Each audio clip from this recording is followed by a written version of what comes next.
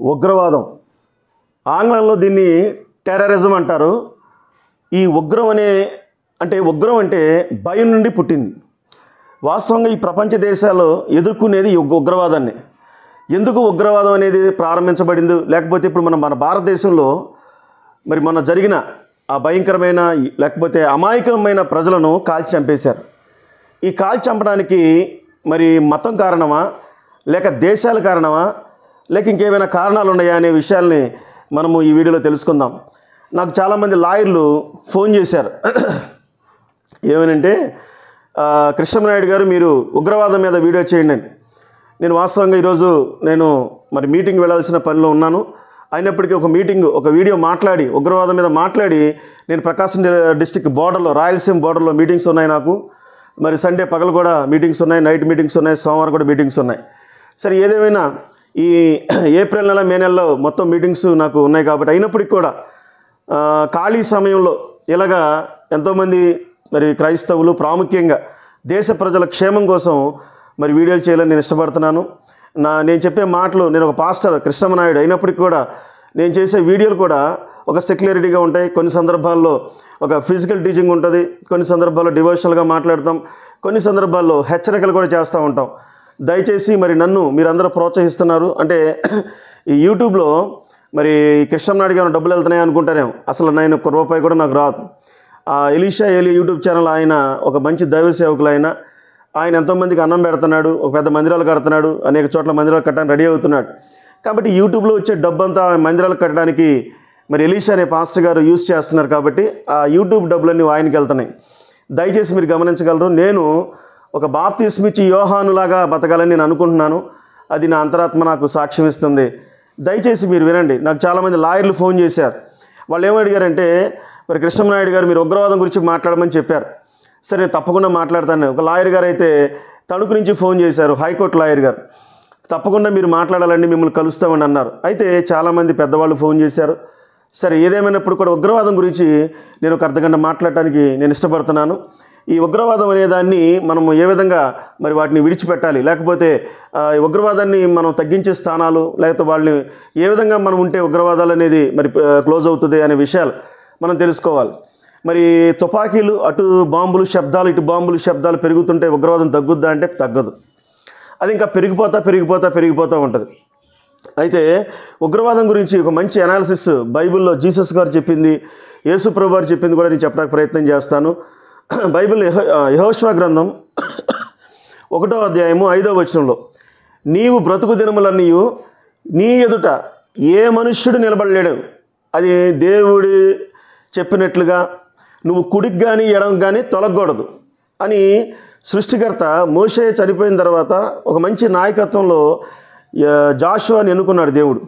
ఎన్నుకున్నప్పుడు జాషువా భయపడుతున్నాడు. యెహోషువ గ్రంథం 1వ అధ్యాయం 5వ వచనంలో ఈ మాట మరి మన భారతదేశంలో క్రైస్తవులే కాదు, ప్రపంచ క్రైస్తవులకి, అనేకమైన క్రైస్తవేతలు కూడా ఈ మాట దేవుడు చెప్పినట్లుగా అంటే బలం పుంజుకుంటారు. ఏంటి ఆ బలం అంటే, ఏ మనుష్యుడు నీ బతుకు దినాలన్నిటా ఏ మనుష్యుడు నీ ఎదుట నిలబడలేడు అన్నాడు.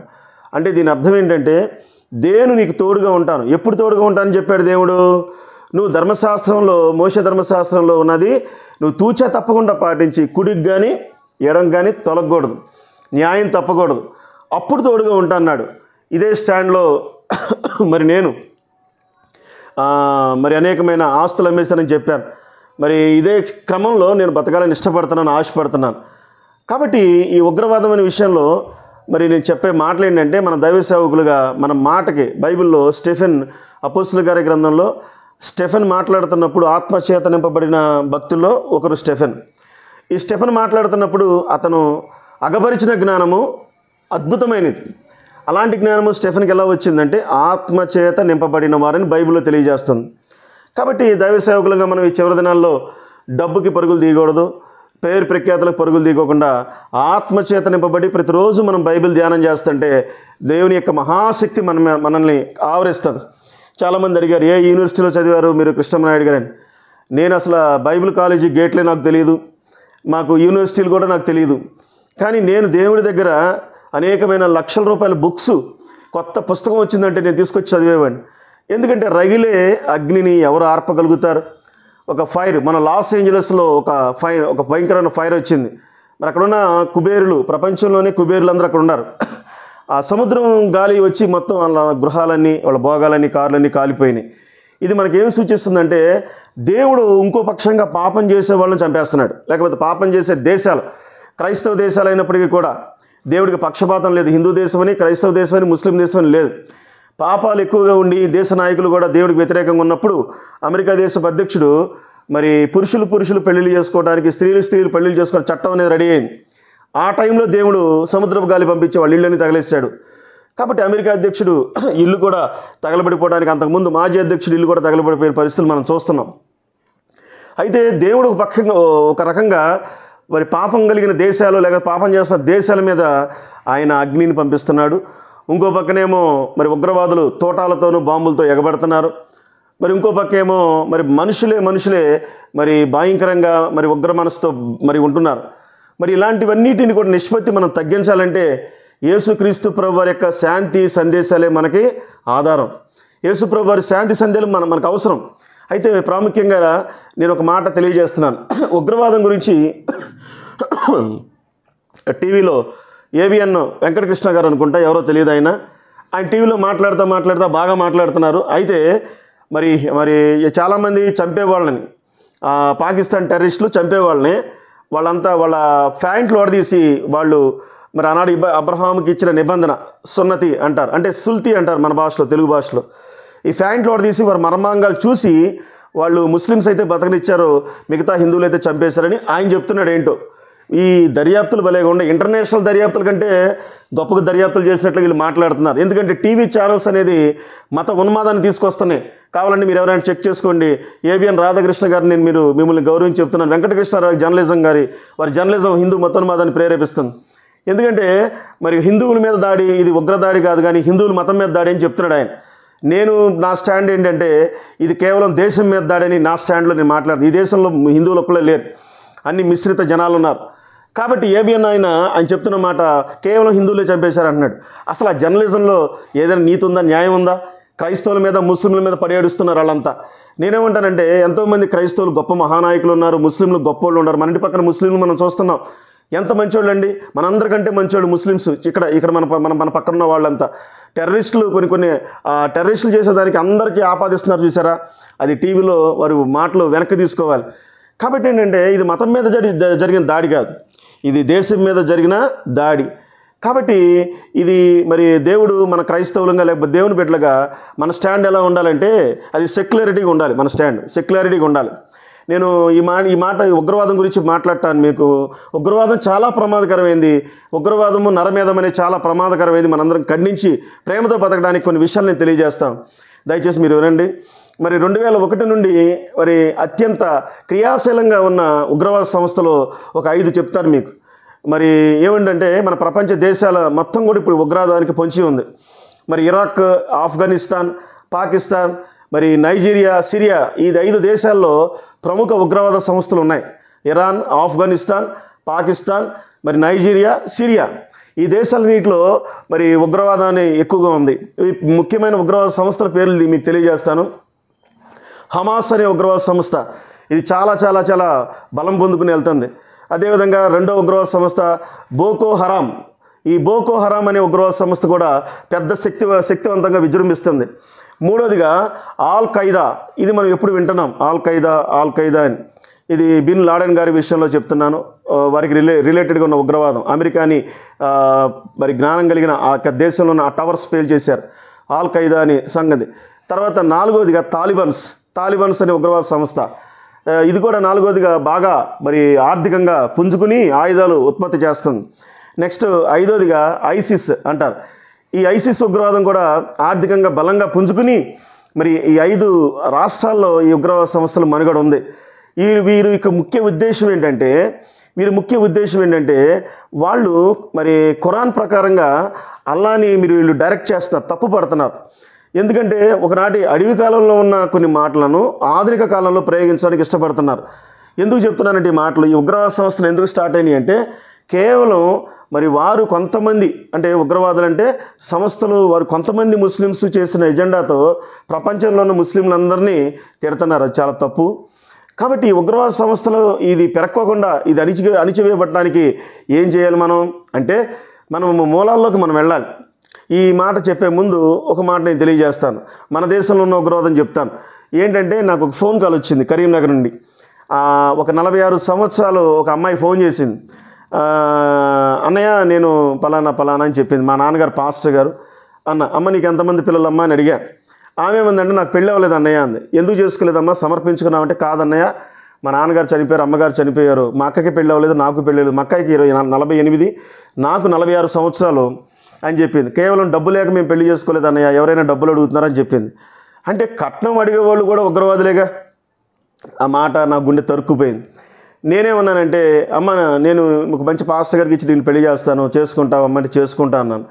నేనేమంటానంటే మరి ఒక ఎజెండా కోసం 5 దేశాల్లో 5 పెద్ద ఉగ్రవాద సంస్థలు 100 కోట్లు 1000 కోట్లు దీనికి టర్న్ అవుతుంది. దీని ఫండింగ్ ఏంటి తెలుసా మీకు? ఒక్కొక్క ఉగ్రవాద సంస్థకి 200 కోట్లు, ఇంచుమించు 200 కోట్లు ఫండింగ్ వెళ్తుంది. అంటే ఈ 5 ఉగ్రవాద సంస్థలకి నెలకు 1000 కోట్లు ఫండింగ్ వెళ్తుంది దగ్గరగా. అంటే నరమేధానికి 1000 కోట్లు ఫండింగు. ఇలాగ మాకులాగా మంచిగా ప్రజలకి శాంతి సందేశాలు ఇచ్చే వాళ్ళకి మరి వారికి ఫండ్ లేదు. అంటే ఉంది కొంతమందికి, కానీ అది చెడ్డవాళ్ళ చేతులకు వెళ్ళిపోతుంది. సరే ఏదేమైనప్పుడు కూడా మన కుటుంబాల్లో మన దేశంలో ఉన్న సాంప్రదాయపు ఉగ్రవాదాలు ఈ విషయం చెప్పడానికి నేను చాలా బాధపడుతున్నాను. ఈ అమ్మాయి కట్నం డబ్బులు లేక 25,000 లేకపోతే 50,000 ఉంటేనే ఆమెకు పెళ్ళి అయిపోద్ది. కానీ మనం ఏం చేస్తున్నామంటే ఒక ఫ్రిడ్జ్ ఖరీదు మరి లక్షల్లో కొంటున్నాం. మరి ఆ అమ్మాయిని పట్టించుకునే వాళ్ళందరూ ఎవరు? వాళ్ళు ఉగ్రవాదులే. వాళ్ళు దేశంలో మరి అఫీషియల్గా టక్ అండ్ మరి చక్కగా వైట్ అండ్ వైట్ వేసుకుని అది క్రైస్తవులని ఎవరైనా వాళ్ళు పట్టించుకునే వాళ్ళందరూ ఉగ్రవాదులే. దయచేసి ఈ మాటలు మీరు గమనించండి. ఇది అక్షర జ్ఞానంతో ఉన్న ఉగ్రవాదులేమో హమాస్ ఉగ్రవాదులు, ఆల్ ఖైదా, తాలిబాన్, ఐసిస్, అదేవిధంగా బోకో హరామ్ అనేవాళ్ళు. మరి అలంకారంగా ఉగ్రవాదులు ఎవరు? సమాజంలో జరుగుతున్న సాంఘిక దురాచారాల గురించి నోరెత్తని వాళ్ళు కూడా ఉగ్రవాదులే. నేను తెలియజేస్తున్నాను, నేను ప్రకటిస్తున్నాను. ఇది ఎంతోమంది స్కాలర్స్ చెప్పారు, నేను కూడా చెప్తున్నాను. కాబట్టి ఆ అమ్మాయి 46 సంవత్సరాల అమ్మాయి పెళ్ళి, వాళ్ళ అక్కాయి పెళ్ళి కూడా నేను చేయాలని ఆశపడుతున్నాను. ఎందుకంటే వాళ్ళకి ఒక మంచి సేవకులకి ఇవ్వాలని నేను కోరుకుంటున్నాను. నా కోసం మీరు ప్రార్థన చేయండి. సమాజంలో మనము మానసిక ఉగ్రవాదులు ఉన్నారు, మన ఎదుట కనిపించే పరిస్థితులు. సరే వీటి గురించి ఎట్లా పెట్టండి. తర్వాత ఈ 5 దేశాల్లో 5 రకాల ఉగ్రవాదులు ఉన్నారని చెప్పాను. 5 దేశాల్లో ఇప్పుడు ఉగ్రవాద సంస్థలన్నీ కూడా అది మరి ముస్లిమాన్సే అని మనం చూస్తున్నాం. కానీ మన పక్కన ఉండే ముస్లిమ్స్ అందరూ ఎంత మంచిగా ఉన్నారో మనకు తెలుసు. కాబట్టి ముస్లింలు అందరూ ఉగ్రవాదులని ఎవరు అనొద్దు. నేను ఇంకో మాట తెలియజేస్తున్నాను. ఇప్పుడు మొన్న ఆ బోర్డర్లో అక్కడ కాల్చి చంపబడిన వాళ్ళు దాదాపు ఇంచుమించు 28 మంది 30 మంది లోపు ఉన్నారు. వీళ్ళల్లో అందరూ కూడా హిందువులు చంపారని చాలామంది టీవీ ఛానల్స్ మళ్ళీ హిందువుల మీద జరిగిన దాడి అంటున్నారు. దయచేసి ఇది చాలా రాంగ్ స్టేట్మెంట్. మరి ఇంగ్లీష్ ఛానల్లో, ఎన్డీటీవీ ఛానల్లో, నేషనల్ ఛానల్లో కూడా చూడండి. ఒక క్రైస్తవురాలు వాళ్ళ హస్బెండ్ క్రైస్తవుడు, మేము క్రైస్తవులు అనగానే చంపేశారు వాళ్ళు. అంటే ఒక హిందువులనే చంపారా? క్రైస్తవులను చంపలేదా? చంపారు. నేను ఎందుకైతే చెప్తున్నాను, తెలియకుండా జర్నలిజం చేసే వాళ్ళందరికీ కూడా మీరు నోళ్ళు అదుపు చేసుకుని ఇది దేశం మీద జరిగిన దాడిగా మరి మీరు జ్ఞానంగా తెచ్చుకోండి. హిందువులందరినీ మళ్ళీ రెచ్చగొట్టి మళ్ళీ ముస్లింల మీద మరి పగపెంచడానికి ఏబిఎన్ ఛానల్ చూస్తుంది. మరి ముస్లింలందరికీ తెలియజేస్తాను, ఇలా కనుక మీరు జర్నలిజం చేస్తే రాధాకృష్ణ గారు మీ టీవీ ఛానల్కి బ్యాడ్ నేమ్ వస్తుంది, నేను ఒక పిలుపునివ్వాల్సి వస్తుంది. మహమ్మదీయులందరూ కూడా ఏబిఎన్ ఛానల్ని మీరు చూడొద్దు, సబ్స్క్రైబ్ చేసుకోమని తెలియజేయాల్సి వస్తుంది. వెంకటకృష్ణ గారు మీరు కూడా పద్ధతి మార్చుకోండి. ఎందుకంటే ముస్లింలందరూ ఇక్కడ ముస్లింలందరూ శత్రువుగా మీరు చిత్రీకరిస్తున్నారు. దయచేసి ఆ వర్డ్స్ వెనక్కి తీసుకోండి. కాబట్టి ఒక ఉన్మాద ఛానల్గా టీవీ ఛానల్ ఉండడానికి వీల్లేదు. అయితే ఇప్పుడు క్రైస్తవులను చంపేశారు. మీరు టీవీలో చూడండి, ఆ ఉగ్రవాదులు క్రైస్తవులను కూడా చంపేశారు. ఎందుకంటే కాశ్మీర్కు ఉన్న గొడవ, జమ్మూ కాశ్మీరు అనేది మన భారతదేశానికి తలకాయ లాంటిది. అయితే జమ్మూ కాశ్మీరు మాకు కావాలని ఎజెండాతో వాళ్ళు వస్తున్నారు. నేనేమంటానంటే ఒక భూమి తగాదాలు మన పల్లెటూళ్ళలో చూస్తాం. పొలాల విషయంలో ఎకరం పొలం, 1/2 ఎకరం పొలం, చిన్న గట్టు దగ్గర తగాదాలు అవి నరుక్కుంటారు. ఇట్లాగే వీళ్ళేంటంటే వీళ్ళకి ఉగ్రవాదం ముఖ్య కారణము అని మనం తెలుసుకోవడానికి చూస్తుంటే 1947 సంవత్సరంలో ఆగస్టు 14వ తారీఖున ఏర్పాటైంది దేశ విభజన అని ఏర్పాటైంది. ఆ విభజన సమయంలో అంతకుముందు కూడా 2 లక్షల మంది, ఇంచుమించు దేశ విభజన కొరకు 2 లక్షల మంది, 2 లక్షల నుండి 20 లక్షల మంది పైగా మరి ప్రాణ నష్టం జరిగింది కేవలం దేశ విభజన కోసం.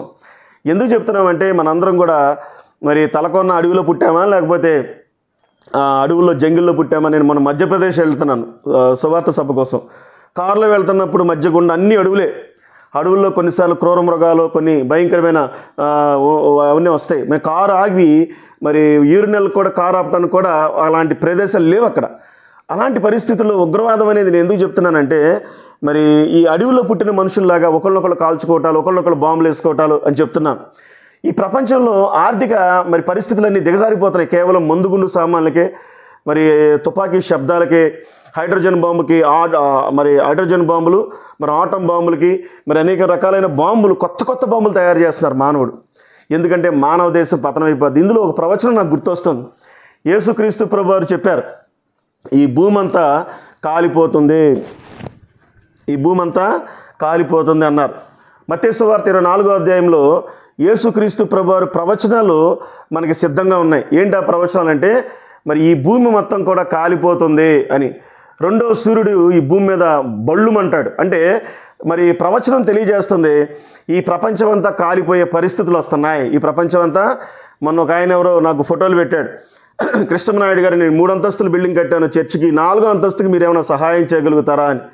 నేను ఎంత బుద్ధిహీనంగా నాకు ఫోన్లు చేస్తున్నారు డబ్బుల కోసం, బుద్ధిహీనంగా చర్చి కన్స్ట్రక్షన్ కోసం ఫోన్ చేస్తున్నారు. నాకు అది చాలా బాధగా ఉంది. ఎందుకంటే 3 అంతస్తులు కట్టాడు, 4 అంతస్తులకి నాకు డబ్బులు ఇమ్మన్నాడు. ఏంటి ఇక్కడ పరలోకం వెళ్ళకుండా ఈ భూమి అంతా క్లైమ్ అయిపోతుందని దేవుడు చెప్పాడు. చర్చి అంత కన్నా భారీ ఖర్చుతో కట్టడం అవసరమా? ఒక చక్కగా యేసన్న గారు కట్టినట్టుగా నీట్గా చర్చిలు రేకుల షెడ్లు వేసుకుని, సీలింగ్ వేసుకుని నీట్గా చేసుకుంటే ఎంత బాగుంటుంది. కాబట్టి వ్యక్తిగతమైన ఎజెండాతో ఒక కోట్లు కట్టి చర్చిలు కట్టొద్దు. కాబట్టి నేనేమంటానంటే, మరి వినేవాళ్ళు చూసేవాళ్ళు కూడా మరి బుద్ధిహీనంగా ఉంటున్నారు. మరి మనం నేర్చుకోవాల్సింది ఏంటంటే మెచ్యూరిటీ కావాలి. 1947 సంవత్సరం ఆగస్టు 14న దేశ విభజన అనేది ప్రారంభం. అంతకుముందు మరి మనందరం చూస్తాం, బాంబేలో ముస్లింలు హిందువులు కొట్టుకు చచ్చిపోయారు. అనేక ప్రాంతాల్లో యూపీలో, మధ్యప్రదేశ్లో ముస్లింలు హిందువులు భయంకరంగా నరుక్కు చనిపోయారు. రావుపూడి వెంకటాద్రి గారు అని హేతువాద సంఘ నాయకుడు, ఆయన ఒక రచయిత, ఆయన దేవుడు లేడు అని వాళ్ళు బోధించే మనుషులు. ఆయన ఒక పుస్తకంలో ఏం రాశాడంటే, మరి మనుషులందరూ కూడా మతాల వలన, అంటే మత యుద్ధాల వలన చనిపోయే సంఖ్య ఎక్కువ ఉంది మన భూమి మీద. అంటే ఎంత అడవి మనుషులుగా ప్రవర్తిస్తున్నారు? ఖచ్చితంగా అడవి మనుషులే. ఎందుకంటే రెచ్చగొట్టే చర్యలు కానీ ఇవన్నీ కూడా మనకి మరి నరమేధం అనేది కరెక్ట్ కాదు. మనుషులందరూ సంతోషంగా ఒకరికొకరు పొరుగువారిని ప్రేమించుకోమని యేసుక్రీస్తు ప్రభువారు తెలియజేశారు. అద్భుతమైన కొండ మీద ప్రసంగంలో నేను చెప్పిన మాట కాదు కానీ మహాత్మా గాంధీ గారు ఆయన రహస్య క్రైస్తవుడు ఉన్నట్లుగా నాకు అర్థమైంది. ఏంటి ఆ రహస్య క్రైస్తవుడు అంటే, మరి అక్కడ మరి రహస్య క్రైస్తవుడిగా ఆయన ఉండి ఇంగ్లాండ్లో మరి న్యాయశాస్త్రం చదవటానికి ఇంగ్లాండు అదేవిధంగా అనేక దేశాలు వెళ్ళినప్పుడు ఆయన మరి యేసుప్రభువారు ఆయన చర్చెస్కి వెళ్ళి మరి యేసుప్రభువారు పర్వతంలో ఆయన 3 అధ్యాయాలు, మత్తయి సువార్త 5వ అధ్యాయంలో కొండెక్కారు. ఆయన 6వ అధ్యాయం 7వ అధ్యాయం చివరిలో కొండ దిగారు. ఈ 3 అధ్యాయాలు ఈ ప్రపంచ దేశాలకే మానవ జాతికి సంబంధించిన ఆర్థిక విషయాలు, సామాజిక విషయాలు, ఆత్మీయ విషయాలన్నీ ఆ 3 అధ్యాయాల్లో పొందుపరిచారు. మీరు ఆ 3 అధ్యాయాలు అందరూ కూడా ప్రపంచంలో ఉన్న ప్రతి వాళ్ళు ఆ 3 అధ్యాయాలు చదవండి. మీ ముస్లిం అయినా, క్రిస్టియన్ అయినా, ఏ సిక్కులైనా, ఎవరైనా సరే ఆ 3 అధ్యాయాలు కనుక మీరు చదవగలిగితే, మీరు చర్చికి వెళ్ళలేకపోయినా చదవగలిగితే ఖచ్చితంగా మీరు మెచ్యూరిటీ అవుతారు, మానసిక పరిపక్వత చెందుతారు. కాబట్టి దేశ విభజన సమయంలో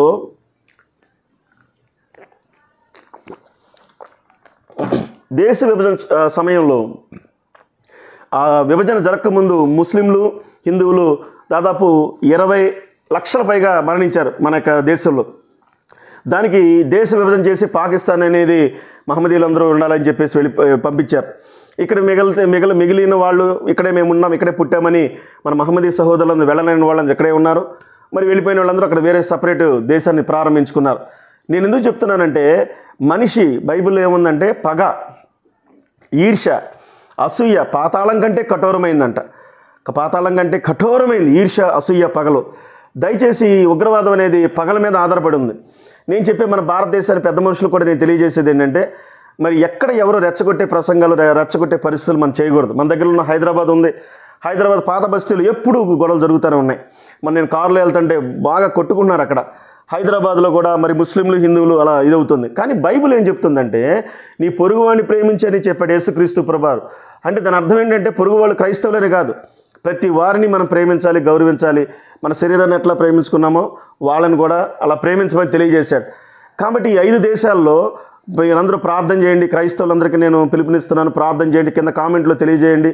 యేసుక్రీస్తు ప్రభువారు ఆయన సందేశాలే ఉగ్రవాదాన్ని అణిచివేస్తాయని ఈ సమయంలో నేను మరి మీడియా పరంగా తెలియజేస్తున్నాను. యేసు ప్రభువారు ఖచ్చితంగా ఉగ్రవాదం అణిచేసే శక్తి యేసయ్యకు ఉంది. మరి హమాస్, బోకో హరాము, ఆల్ ఖైదా, మరి అదేవిధంగా తాలిబాన్, అదేవిధంగా ఐసిస్ అని ఉగ్రవాద సంస్థలు ఘోరంగా మరి మన దేశాలను కబళిస్తున్నాయి. మనందరం ప్రార్థన చేయాల్సిన ఇది ఉంది. కాబట్టి టీవీ ఛానల్స్ అందరూ కూడా ఇది దేశం మీద జరిగిన దాడి అని మీరు చెప్పాలి తప్ప ఒక మతం మీద జరిగిన దాడి అని చెప్తే భారతదేశంలో ఉన్న మత సంబంధించిన నాయకులందరూ రెచ్చగొడుతున్నారు. నేనేమంటానంటే మానసిక ఉగ్రవాదులు మన దేశంలో ఉన్నారు. ఇందాక చెప్పాను, ఆ అమ్మాయి పాస్టర్ గారు వాళ్ళ పాప 46 సంవత్సరాలు పెళ్ళేవాళ్ళ ఆ అబ్బాయి గర్భసంచి కూడా ఉడికిపోతుంది అయ్యా బాబు. పక్కన ఉన్న వాళ్ళు ఎంతోమంది ఆ దైవ సేవకుడి ద్వారా బ్లెస్ అయిన వాళ్ళందరూ వెళ్ళిపోయారు. క్రైస్తవులందరికీ చాలామంది చెప్తున్నాను, యేసు ప్రభు ద్వారా లబ్ధి పొందుకున్న క్రైస్తవులు మన పక్క వాళ్ళకి ఏ సహాయం చేయకుండా మనం ఉన్నప్పుడు మనం కూడా మానసిక ఉగ్రవాదులమే. నేను అందుకే చెప్తున్నాను, మరి కృష్ణనాయుడు గారు ఇన్ని కబుర్లు చెప్తున్నారు, ఇన్ని నీతి మాటలు చెప్తున్నారు, మీరేం చేశారంటారా? నేను నా సొంత డబ్బుతో మరి తాటాకులతో ఎంతోమంది ఇల్లు కుట్టించాను. నేను నా సొంత డబ్బుతో మా ప్రాంతాల్లో మీరు కనుక్కోవచ్చు, అవనగడ్డ నియోజకవర్గంలో దేవుని నామ మహిమ కోసం చెప్తున్నా. నా సొంత డబ్బులతో ఎంతోమందికి తిండి లేని వాళ్ళకి తిండి పెట్టిన చేతులు. తర్వాత సువార్త సభలు దాదాపు 50 సువార్త సభలు జరిగించిన చేతులు. అవనగడ్డ నియోజకవర్గంలో మీరు ఏ పోలీసు వాళ్ళైనా డిపార్ట్మెంట్ డిఎస్పీ గారు సిఐ గారిని అడగండి. ప్రతి క్రిస్మస్కి కూడా మా అవనగడ్డ నియోజకవర్గంలో కోడూరు మండలంలో కులాలకి మతాలకు అతీతంగా క్రిస్మస్ నేను జరిగిస్తాను. ఈ క్రిస్మస్కి వచ్చేవారు ఎవరో తెలుసా? ప్రజలందరినీ కూడా మానసిక ఉగ్రవాదుల స్థానం తగ్గించాలనే ఉద్దేశంతో నేను సువార్త సభలు మరి జరిగిస్తున్నాను. కాబట్టి ఆ అవనిగడ్డ నియోజకవర్గంలో ఉన్న ప్రతి బెల్ట్ క్యాప్ ఉన్న పోలీసు డిపార్ట్మెంట్ వాళ్ళందరూ కూడా మా ఇంటికి వచ్చి అందరూ ప్రేమతో మేము ఒక సందేశాన్ని ఇస్తాను. తర్వాత వాళ్ళందరూ ప్రేమతో భోజనం చేసి వెళ్తారు. కాబట్టి ఏంటంటే ఉగ్రవాదాన్ని మనం తగ్గించడానికి బార్డర్లో ఉన్న ఉగ్రవాదులు వేరు, సిటీలో మన కుటుంబాల్లో ఉన్న ఉగ్రవాదులు వేరు.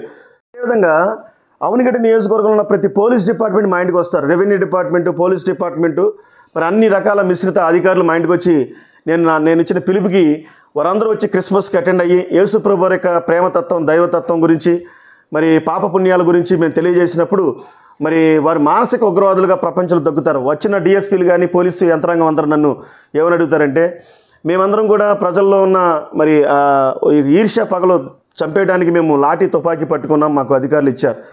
అయితే మేము చేస్తున్నది ఏంటంటే ప్రేమ అనే ఆయుధంతో మానసికంగా వారి హృదయాల్లో ఉన్న తుపాకులు తొలగించేస్తున్నాం. వారి హృదయంలో ఉన్న మరి గన్ లాంటి మనస్తత్వాలు, ఆటం బాంబు లాంటి మన మైండ్ సెట్ తొలగించేసి ప్రేమతత్వంలోనికి మేము తీసుకొస్తున్నాం. అది అద్భుతమైన క్రిస్మస్ అని తెలియజేశాం. నేను ఎందుకు చెప్తున్నానంటే ఇప్పుడు దేశంలో గొప్ప సర్వీస్ ఎక్కువ మంది చేసేది ఎవరంటే నేను నిజంగా నమ్మకంగా చేసే క్రైస్తవులని నేను తెలియజేస్తున్నాను. ఎందుకంటే స్టాండ్ ముఖ్యమని ఎప్పుడు చెప్తాను మీకు నేను. ఏంటి ఆ స్టాండ్ అంటే యేసుక్రీస్తు ప్రభువారు కల్వరి సిలువలో ఆయన ప్రేమించాడు, క్షమించాడు.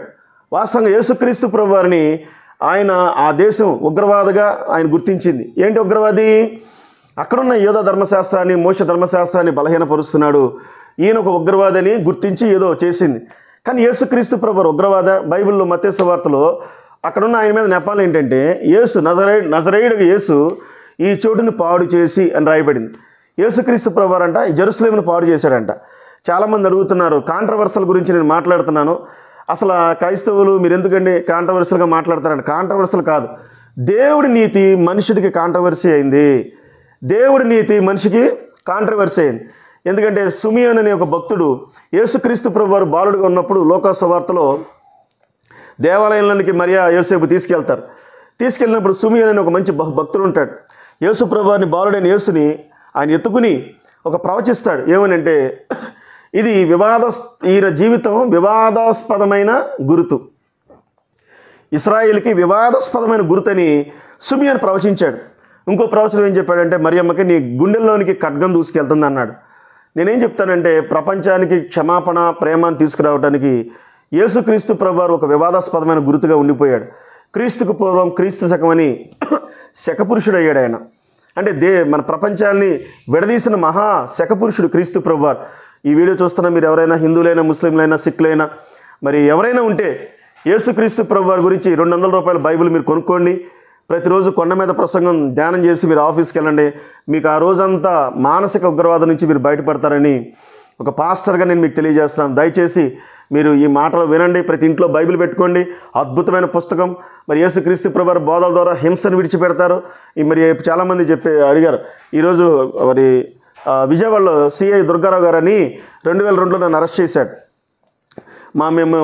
మేమున్న ఆ హత్య నేరాల కింద అరెస్ట్ చేసినప్పుడు ఈరోజు మమ్మల్ని చూసి చాలా ప్రౌడ్గా ఫీల్ అవుతారు. మీరు పాస్టర్లు అయినందుకు చాలా సంతోషపడుతున్నామని నన్ను గౌరవిస్తున్నారు.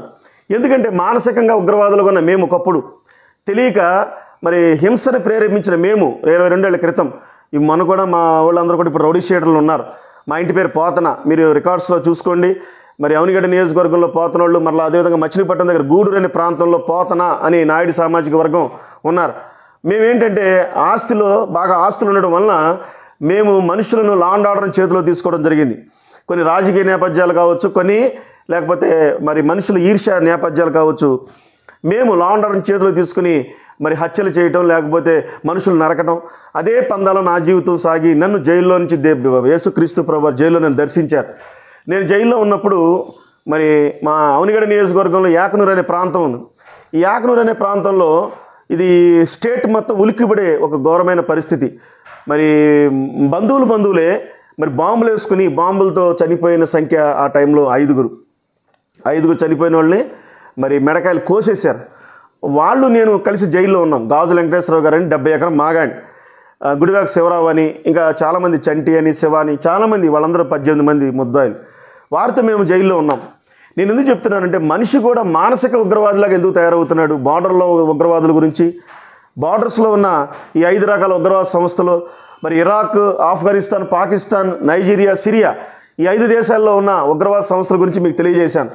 ఈ ఉగ్రవాదం అనేది చాలా ప్రమాదకరమైనది తెలియజేశాను. అయితే మరి మన దేశంలో సిటిజన్స్గా మన భారత పౌరులుగా ఉన్న వాళ్ళందరూ కూడా ఉగ్రవాదులుగా ఎంతోమంది ఉన్నారు కదా. కాబట్టి బంధువుల మధ్య ఉగ్రవాదులు ఉన్నారు, కుటుంబాల్లో ఉగ్రవాదులు ఉన్నారు, కట్టం కోసం హెరాస్మెంట్ చేయమని ఉగ్రవాదులు ఉన్నారు, లేకపోతే ఆడపిల్ల పుట్టిందని భ్రూణ హత్యలు చేసే ఉగ్రవాదులు ఉన్నారు. నెక్స్ట్ ఇంకా అన్నదమ్ముల వాటాల్లో ఒకరికి ఎక్కువ కావాలి, ఒకరు తక్కువ కావాలని తోడికోళ్ళలో ఫైట్ చేసి మరి వాళ్ళందరినీ విడదీసే ఉగ్రవాదులు ఉన్నారు. ఏదేమైనప్పుడు కూడా మన భారతదేశం కాదు, ప్రపంచ దేశాలన్నీ కూడా ఒక డబ్బు అనే కామన్ పాయింట్తో, సిరి అనే కామన్ పాయింట్తో ఉగ్రవాదులుగా మారుతున్నారు. మన భారతదేశంలో సంవత్సరానికి 8,000 మంది, 8,624 మంది ఆడపిల్లలు కిడ్నాప్ అయ్యారు. 8,624 మంది కిడ్నాప్ అయ్యారని మరి క్రిమినల్ చట్టాలు చెప్తున్నాయి. కాబట్టి నేనేమంటానంటే మనుషులు చిన్న ఆడపిల్లలను కిడ్నాప్ చేసేసి అరబ్ దేశాలు లేకపోతే వేరే దేశాలు ఎక్స్పోర్ట్ చేస్తున్నారు. వాళ్ళు కూడా ఉగ్రవాదులే. తర్వాత మనుషులు చంపేవాళ్ళు ఉగ్రవాదులే. తర్వాత చిన్న సలివిడి గొడవలు, సలివిడి అంటే సారి పంపించే టైంలో సలివిడి గొడవలు, వాళ్ళు ఉగ్రవాదులే. చిన్నగా అప్పుడు పెళ్ళిళ్ళ టైంలో జాకెట్ ముక్కల ఆచారాలు మన భారతదేశంలో ఉన్నాయి. ఈ జాకెట్ ముక్కలు సరిగ్గా మంచి క్వాలిటీ జాకెట్ ముక్కలు లేదని మరి వాళ్ళందరూ మొహాలు కొడతారే, వాళ్ళు ఉగ్రవాదులే. తర్వాత కుటుంబాల్లో అన్నదమ్ముల మధ్య వైషమ్యాల దూరంగా యేసుప్రభు వారు చెప్పాడు, అన్నదమ్ముల మధ్య జగడం పుట్టేవాడు శాపగ్రస్తుడు. ఒక తల్లి పాలు తాగారండి అన్నదమ్ములు.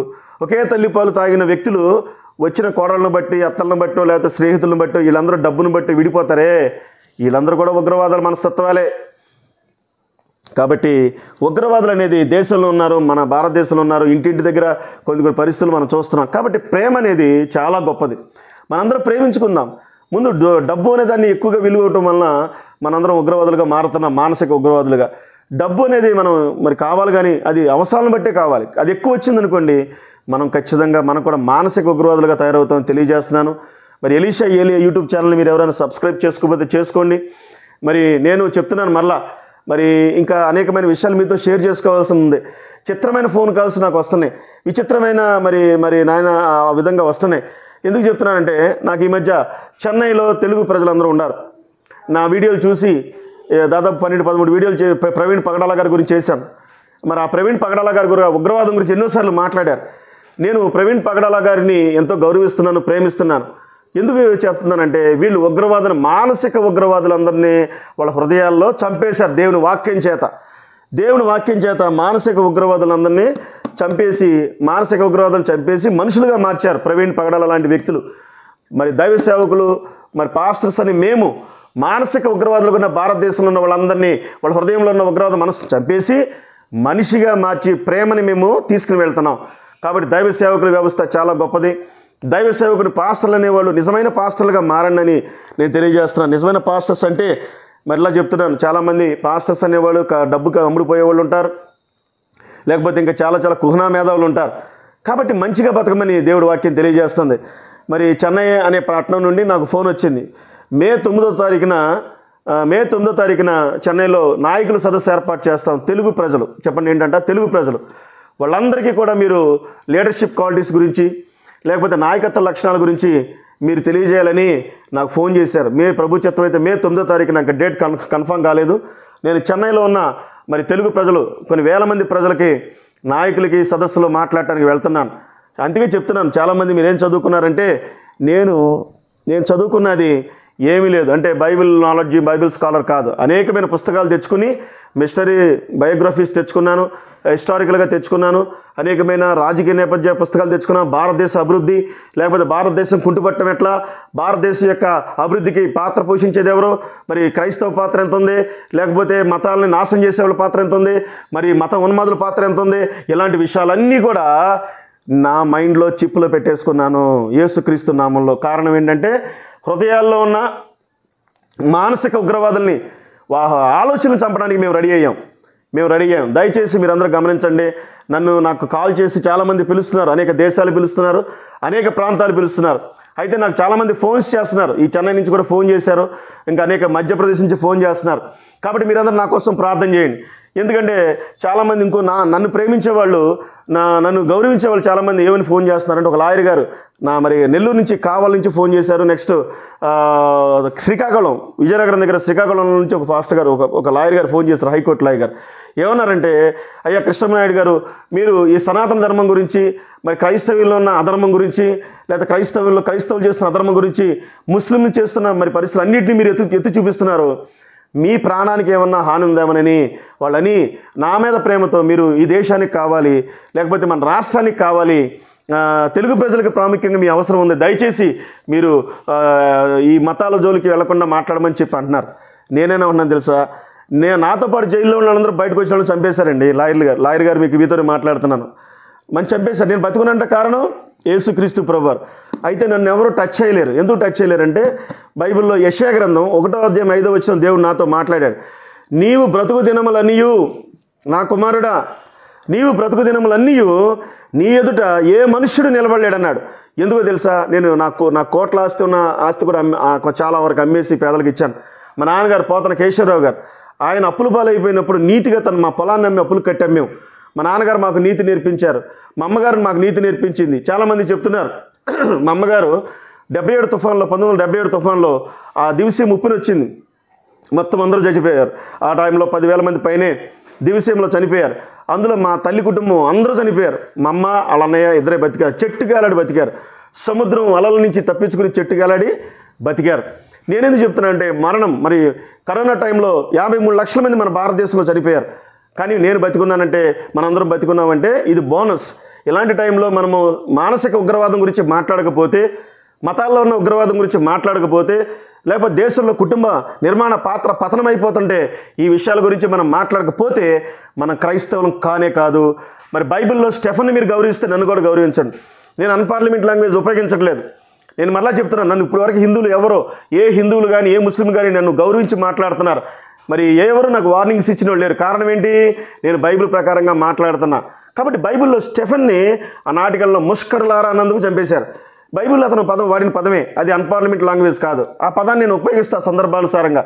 యేసుక్రీస్తు ప్రభువుని మీరు గౌరవిస్తే నన్ను కూడా గౌరవించండి. హేరోద్ అన్నాడు, ఆ నక్కతో చెప్పండి అన్నాడు. మీరు బైబిల్ చదవండి, యోహాను సువార్తలో ఆ నక్కతో చెప్పండి అన్నాడు. హేరోదుని నక్క అన్నాడు. అందుకే చాలామంది ప్రవీణ్ పాడాల గారిని ఆయన మర్డర్ని హత్య కాదు, అది యాక్సిడెంట్ అని చెప్పి రాంగ్ స్టేట్మెంట్ ఇచ్చే వాళ్ళందరినీ నేను నక్కలతో పోలుస్తున్నాను. అనిల్ అనే అతను టీవీలో మాట్లాడుతున్నాడు, ఆయన ఫ్రెండ్ని పరిచయం చేసుకుంటున్నాడు. జాన్ మార్క్ అనే అతనంట ఉద్యమకారుడు అని చెప్పి బయలుదేరాడు ఏదో ఒక జెండా వేసుకుని. మీరందరూ కూడా నక్కలు. ప్రవీణ్ పగడాల గారిని, ఒక మానసిక ఉగ్రవాదుల సంఖ్య తగ్గించే బోధకుడిని ప్రవీణ్ పగడాల గారిని మీరు బర్లీ అని మానసికంగా తన కుటుంబాన్ని చంపేస్తున్నారు. అందుకే నేను ప్రవీణ్ పగడాల విషయంలో న్యాయం జరగాలని కోరుకున్నాను. అయితే అది హత్యని మేము నమ్ముతున్నాం. అది కనుక హత్యని తేలి తర్వాత వాళ్ళు కనుక మాకు దొరికారనుకోండి, మేమేం చేస్తామంటే వాళ్ళు ఏం చేయము. వాళ్ళకి మేము కేసులు పెట్టము, జెస్సికా గారు కేసులు పెట్టం, మేము కేసులు పెట్టాం. ఎందుకు ఇలా చేశారు, మీరు మార్పు చెందండి అని చెప్పి మేము వాళ్ళకి మానసిక ఉగ్రవాదం తగ్గిద్దామని ఇది హత్య నిర్ధారణ అని మేము చెప్పడానికి ప్రయత్నం చేస్తున్నాం.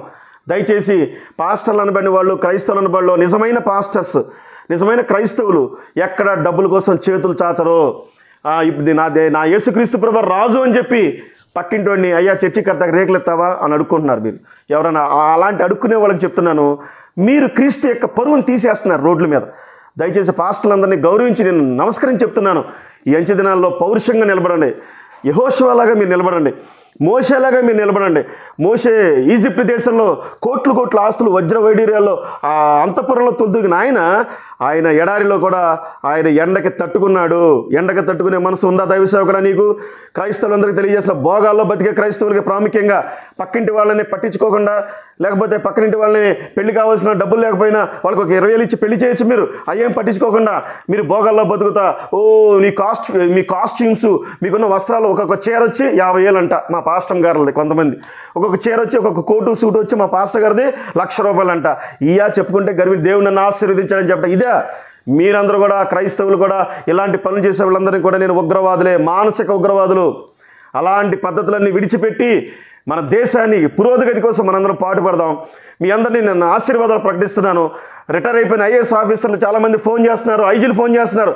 నేను అంటాను, మీ కుటుంబాల్లో అంబేద్కర్ గారి కోట ద్వారా వచ్చిన ఆశీర్వదించబడిన వాళ్ళు, యేసు ప్రభు ద్వారా మాలాంటి దైవ సేవకులు ప్రసంగాల ద్వారా మారిన ప్రజలు ఉన్నారు చూసారా, ఆ కుటుంబాల్లో మీరందరూ కూడా యూట్యూబ్ ఛానల్ స్టార్ట్ చేయండి.